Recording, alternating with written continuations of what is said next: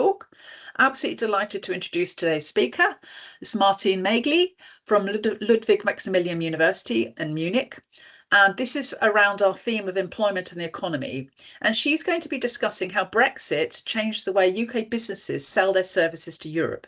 Many move from exporting directly to serving customers through local EU branches instead. So a very exciting talk, really looking forward to listening to it. And thank you very much for joining us. Thank you again. Thank you so much. Luis did a fantastic job already at summarizing what I'm going to present. And for this work, we choose a rock style, let's say, title. So shall we say or shall we go? And we study how firms decide to supply services. And we use the Brexit referendum as a shock. Just a brief introduction. In the past 10 years, 20 years, we see a new wave of skepticism towards international trade. I'm not saying anything new when I mention the Liberation Day by the Trump administration or the Brexit referendum, which is this year is the 10th anniversary. In this new wave of skepticism, most of the attention is being paid on goods trade. However, when we think about the general trends of trade, we see that this is not goods who are like increasing in the world trade scenario, but it's services. This is the slides that we like to call Orange is New Black, which is unrelated to previous slides, but where you have like the continuous orange line showing you what is the growth rate in the past 15 years of services trade, and the dot black line, what is the growth rate of goods trade in the past 15 years. And as you can see, there's a clearly uptake of services trade over goods. But as I say, most of the attention is being paid to goods and not to services. And this is problematic because most of our firms, especially UK firms, are trading in services. And when the firms are facing new trade barriers, these create uncertainty and also uncertainty for the new roles they might be facing.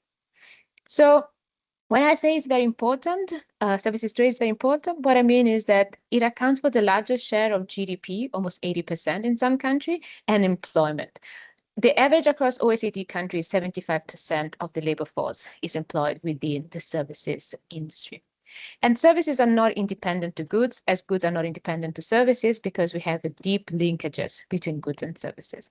As I say, there's been very little attention of what all this new skepticism towards international trade affected services, and mostly what are the adjustment mechanism that the firms that are trading in services are adopting to overtake the new barriers to trade. And what we have in mind is like, are the firms changing the way they provide the services? In particular, are services firms moving from export, as we always think that, to affiliate sales? That means opening new affiliates in the foreign country that they want to serve. So just to give you a brief introduction on the supply of services, that is something that I will need and I will carry on for the rest of the presentation. Services can be supplied through 4 modes, and this has been defined more than 20 years ago by the World Trade Organization. What we call mode 1 is the cross-border supply, which is trade as we always imagine. Here you have some example of import and export. Classic example is an IT software that is bought from a foreign country or is sold to another foreign country. Or if you sell your holiday picture to the National Geographic, this is a cross-border sale. There are 2 more modes, mode 2 and mode 4, that involve the movement of people. In one case, the mode 2 is the consumption abroad. So the consumer of the service moves to the country where the service is supplied. Classic example is health services, where a consumers, in this case the patient, move to another country to consume the service. The usual joke that I make at this point, think about hair transplant in Turkey, where people move from Europe, like travel from Europe to Turkey to get the hair transplant. The other mode that involves people is the movement of people, or mode 4, where the service supplies moves to the foreign country. In this case, we have, for instance, the maintenance and repair of machinery that is sold abroad. Think about a manufacturing company, a UK manufacturing company, selling its product to, for instance, Germany. To maintain and repair the machine, it needs to send the engineer from the UK to Germany. In this case, we're talking about the mode 4. And then we have the mode 3, or the commercial presence, or the affiliate sales, where the services are sold through an affiliate in the foreign country. Meaning that, think about the machinery example that I just gave you. In this case, instead of sending the engineering from the engineers from the UK to Germany, the UK firms opens an engineer firms or engineer subsidies in Germany and provides the service through that affiliates in Germany. What we're going to be focused on in this presentation and in this project, what we focus on is the mode 1, so the classic trade that I will call cross-border supply, and the mode 3, or the commercial presence, which we also call the foreign affiliate sales. Just to give you an idea how different this mode of supply is across services, this is like a bar showing you the different shares on how services are supplied around the world. You have some services that are entirely supplied through cross-border, is for instance the first bar, the intellectual property, and other services where the consumption abroad of the movement of people, like construction, that is at your right-hand side, at the very end, where it's mostly supplied through mode 2 or mode 4. But so you can see there's a high variation across type of services, because depending on the characteristic of the services, those can be supplied in a different way. So what we do in this paper is we present novel evidence on how firms choose the supply mode, and we focus, as I say, between cross-border, commercial presence, or affiliate sales. And we are the first one of showing at the firm level, and thank you to the ONS, how firms are supplied. So we only have aggregate statistics. We don't really know what is driving the firms to take this decision. So we show this evidence. And then we estimate the impact of a trade shock on services trade. And what we focus is on the Brexit referendum, because the Brexit referendum gave us a great opportunity to study how firms differentiate the mode of supply after the referendum when they serve the European Union countries versus the non-European Union country. And we take a very long time period between 2009 and 2021, so we can isolate what are the different facts that the Brexit referendum triggered. And we move one step forward, because then we look at what are the implications of the supply choice. So what are the implications for the domestic market of the firm choosing commercial presence versus instead of the cross-border? And what we're looking at what happened to the overall trade of the services exporter, but also what happened to the domestic labor market. Going back to the example of before, what we're looking at is what happened to the domestic employment in the UK of the machinery firms once it starts selling the services from through the affiliates in Germany. This is an example, like a visual example of what we're going to be looking at. So we look at how firms adjust after Brexit. So before Brexit, UK firms could sell, export through cross-border all their services towards the European Union. I know there's only Germany. That does not mean that Germany is Europe. It was just like to simplify the description. They could sell their services through cross-border freely, and they could open freely an affiliate in Europe, because the European Union allows free circulation of capital, labor, and goods and services. Once the Brexit referendum was won by the Leave Party, then uncertainty were given to the firms, because it was unclear whether the firm could still export their services free of tariff to the European Union, and it was unclear whether they could open an affiliate in the European Union freely, as they could do right now. So what we're looking at is what happened after the Brexit referendum, and the firm faced this new uncertainty, and how that affected their decision on how to serve the European Union market. Did they keep selling the services through the cross-border, or instead they opened an affiliate and start to sell the services to the commercial present to anticipate future trade barrier that they will face in the second phase of the Brexit? To do this, we use 3 sets of data. The first is like a very detailed data on which type of services the firms are trading. And this is what we call the cross-border. And we observe all the services that are traded, that more than 52 different types, the country where the firm is trading the services. And we can distinguish whether these services are real economic activity or it's transfer pricing, let's call it tax optimization. So what I'm showing you is at the net of the tax optimization flows that the firms use. And then we combine this with the investment, the foreign investment that the UK firms are making around the world.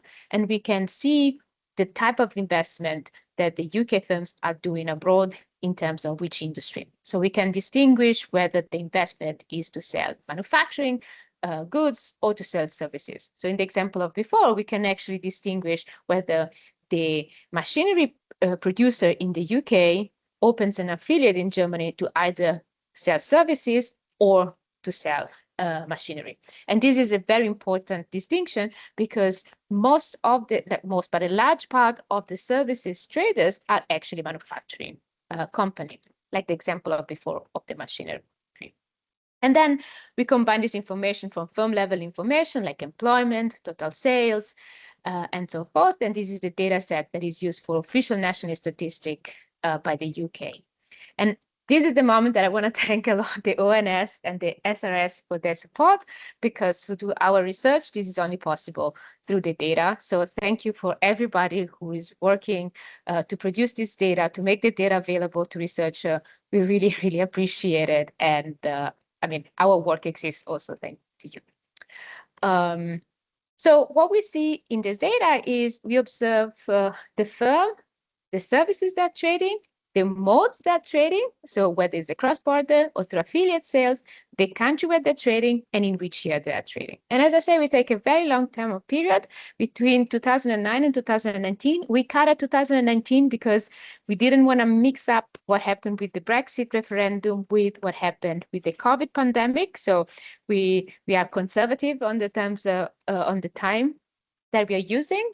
And as I say, the very good the novelty of our data is that we can distinguish these mode 1 and mode 3, so the cross-border and affiliate sales compared to the other data set. But what are the data set? What is our data set? Constructed data set is showing us. Here you have 4 panels, and I hope you all see it big enough, of what are the firm's characteristics on the preferred mode of supply. And in firm's characteristic, we look at whether the firm is already involved in international trade, in the export or the imports of goods, or whether it's doing both goods, import and export, whether the firm is a foreign-owned firm, and whether the firm is investing in R&Ds. And what we notice is that the firms that are usually trading through cross-border are firms that tend to not be foreign-owned, so they tend to be domestic-owned, so British firms, and they're not importing and exporting goods at the same time, but are more likely to export goods. This is the first panel on your top left.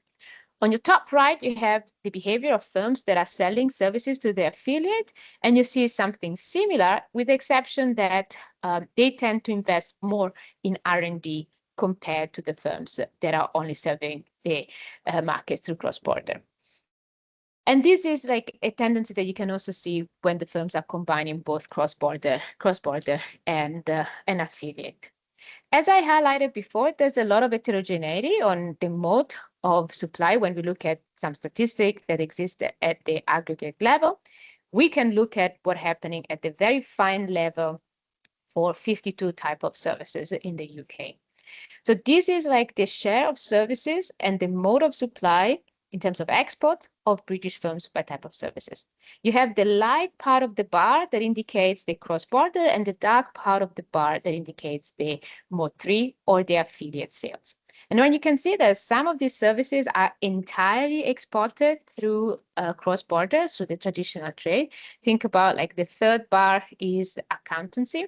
Accountancy is a services that most of the big consulting groups are providing, and this is completely done through cross-border. So selling through like sending their services to the foreign firms once the services is completed.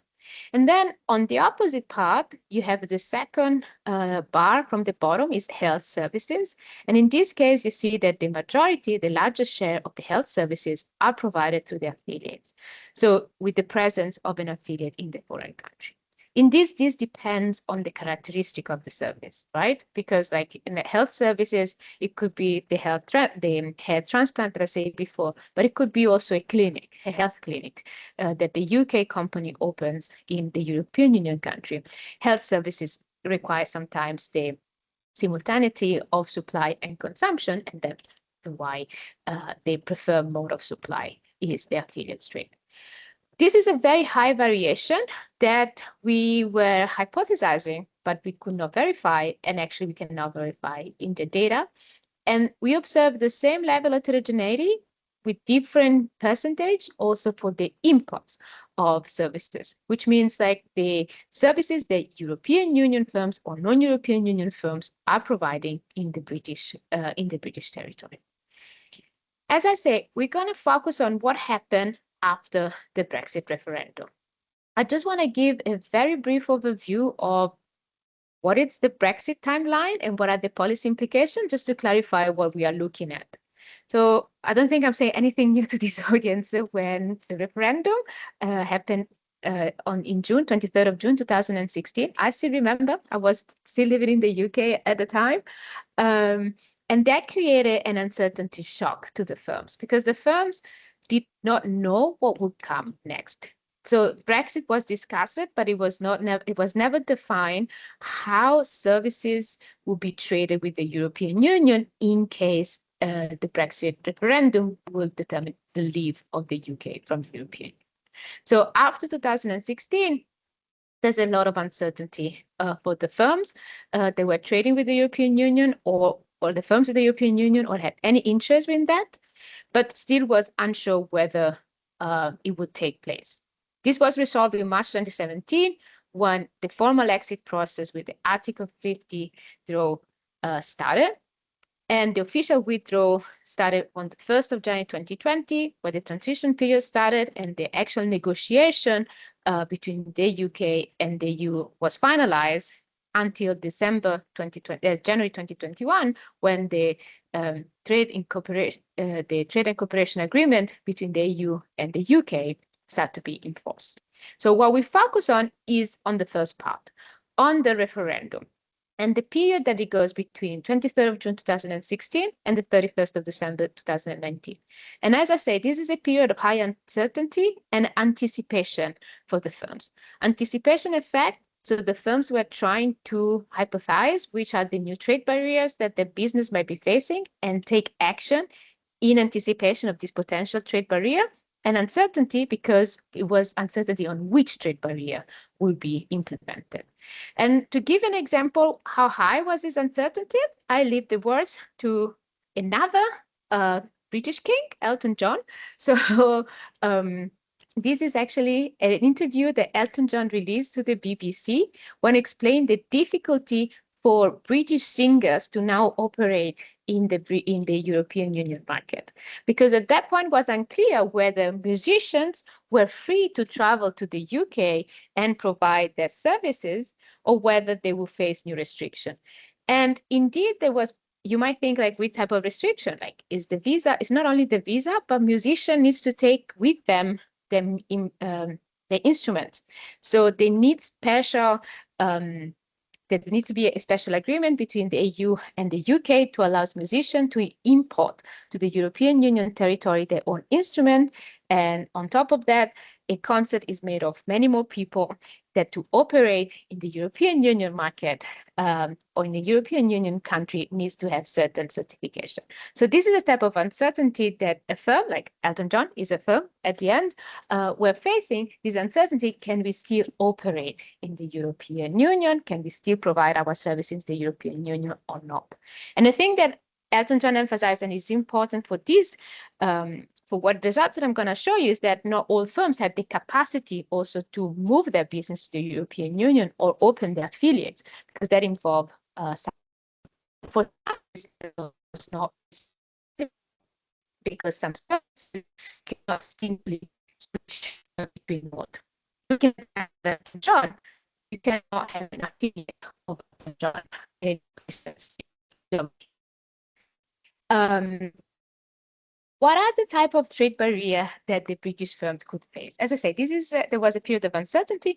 They would not know. But what we know is what were the barrier in place between the European Union and other foreign country and within the European Union. So you have that on the left-hand side of the graph, you have the barrier the European Union imposes in services. These are all non-tariff barrier. If you want, is invisible barriers. And this could be in the form of license, technical requirements, so on, that you need to provide when you are supply your services with the European Union. Here they are divided between different type of non-tariff barriers. And you can see there's a little bit of variation, but the overall restriction index, so they would impede the free trade between the European Union and any non-European Union country, is this green bar, the last bar of the series. And you can see that if you are not part of the European Union, the barrier that the foreign firms are facing is quite high. And this is more than one order of magnitude higher than the restriction that firms within the European Union, so the part of the graph that is on your right-hand side, the intra-EU trade, are facing with one another. I know that to say that within the European Union, there's a free movement of services. We know that this is not perfect, but it's very close to free movement. So what happened to the UK, to the British firms after June 2016, they knew that they would not be facing any longer the very low barrier to trade in services, because they would not be longer intra-EU trade, but they will face potentially much higher, like more than 10 times, actually 10 times higher barriers to services trade with the EU. This is like the anticipation. So they were anticipating what will be like the maximum, like the highest barrier they might facing. The other question is like, did British firms really were facing this uncertainty and were this uncertain about the future? Yes. This is a survey that the Bank of England, together with the University of Nottingham and the University of Stanford, are running on with the British firms to test the sentiment about uncertainty that they're facing since the announcement of the Brexit referendum. And as you can see, that starting with 2017, so you have a spike in uncertainty after the referendum, and then another spike starting from 2018, where Brexit was a reality, and it was really unclear under which rules the British firms could trade with the EU firms. Things started to come down in terms of uncertainty after January 2021 with the implementation of the TCA. The gray part of the graph is the period that we take into account. So this period where like really the uncertainty about the future spiked across UK firms. And what we are interested in is like, so how did they react in terms of service export supply mode when they face so much uncertainty? Looking at like eyeballing the data, we see that something happened.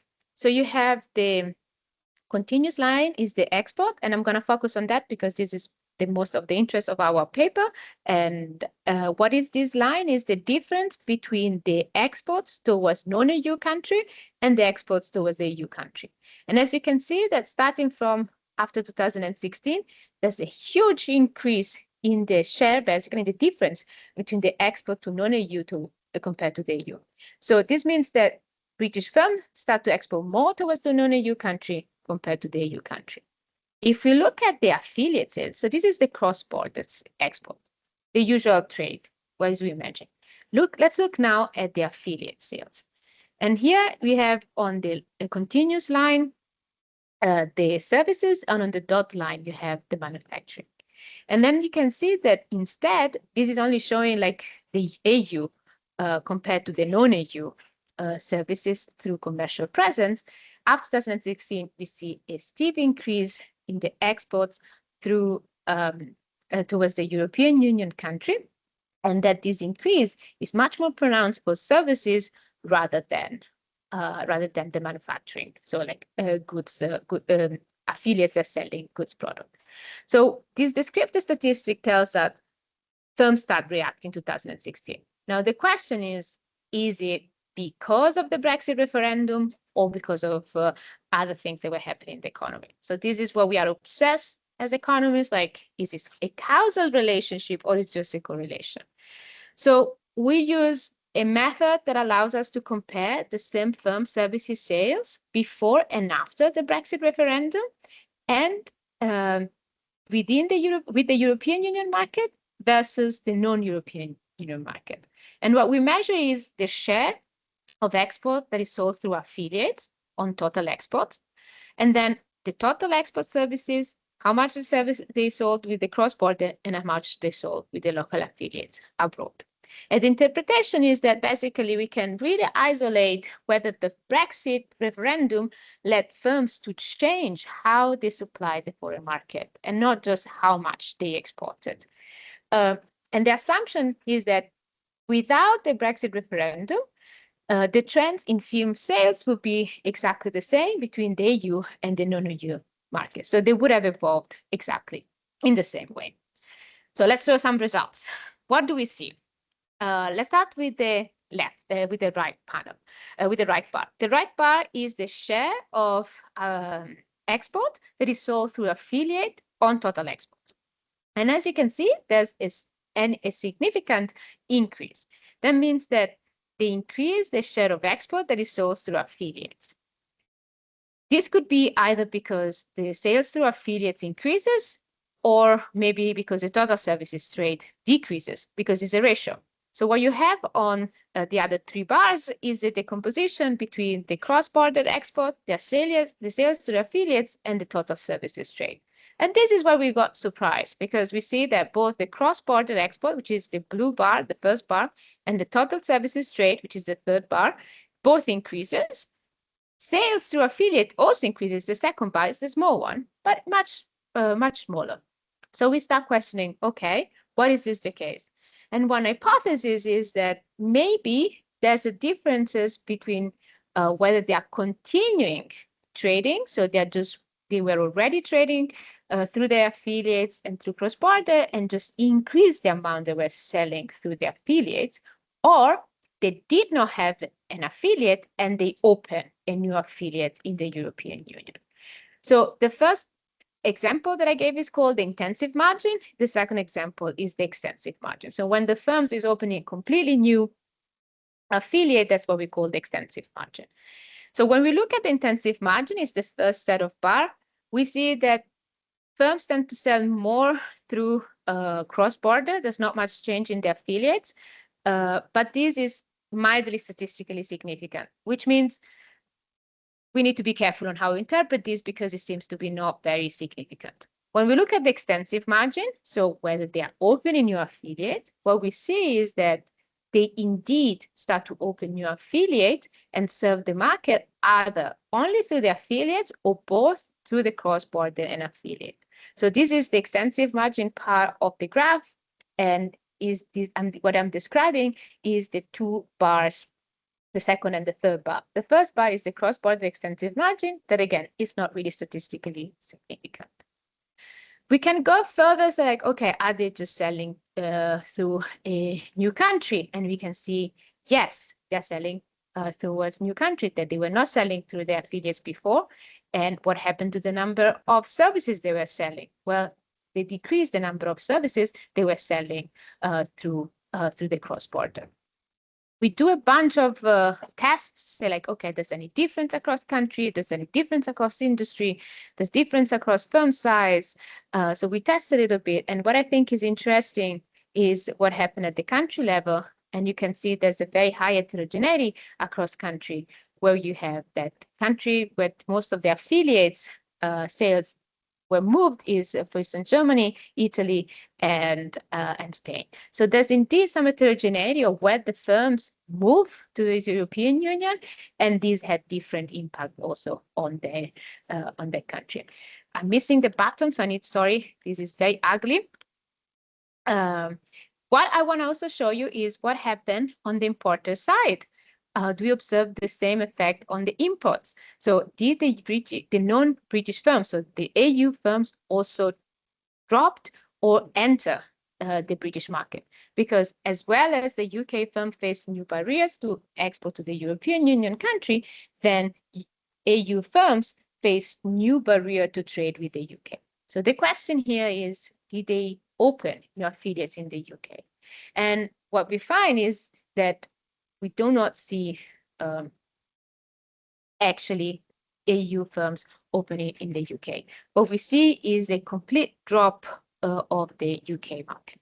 So EU firms that were exporting towards the towards the UK stop exporting altogether, either through affiliates or through cross border. And the main reason, like how we interpret this, is because the potential barrier they were facing were too high. That would not motivate. They will not motivate the exports towards the UK. But then let's see, what are the implications? So if the firms are able to switch between cross-border to affiliates, that's what we observe, then switching from cross-border to affiliates helps the firms to keep selling and serving the European Union market. However, the affiliate sales require the service to be produced in the foreign country. That means a potential reduction in the jobs in the UK. And what we find is that indeed the firms that were switching between cross-border and affiliates had higher EU exports after Brexit. So they maintain, actually they increase the export of services towards the European Union. However, those firms that were more moving towards the affiliate are the ones that experience lower employment and sales growth in the UK. So that came at some cost. So what we want to have as a main takeaway, the move switching protected trade flows, but shifted the economic activity away from the UK. So I'm going to conclude, because before I go out of time. So in this paper, we analyze services export mode choice using UK firm level data. And we find that the Brexit raised trade costs and led the firms to switch towards affiliate sales. So towards exports through the affiliates in the foreign country. And this is explained mostly through what I call the extensive margin, meaning that British firms opening new affiliates in EU country. What we find that is also surprising in the literature, that oftentimes, and in this period, firms combine both the cross-border and the affiliate. So it's not a binary decision, but it's a combined decision. And that this more shift helped the firms to bypass the trade barriers, but actually reduce domestic employment. So what is the main policy takeaway that we had is that trade restriction impacts services and employment in unintended ways, in a way that if you want to protect the trade flows, this might come also at the cost of some services, in the case of services mode of supply. I just want to give a little teaser, because we use also the SRS and the ONS for another project, where we look at what is the impact, what happened to the firms that were exposed to the TCA. So after January 2021, in terms of performance and trade, and what happened to the workers that were employed in these firms. It is a teaser, because the working paper is coming out on Tuesday, and so keep an eye because there's a new paper coming on that. Thank you so much. These are our contact details. If you have any questions, we are very, very happy to answer.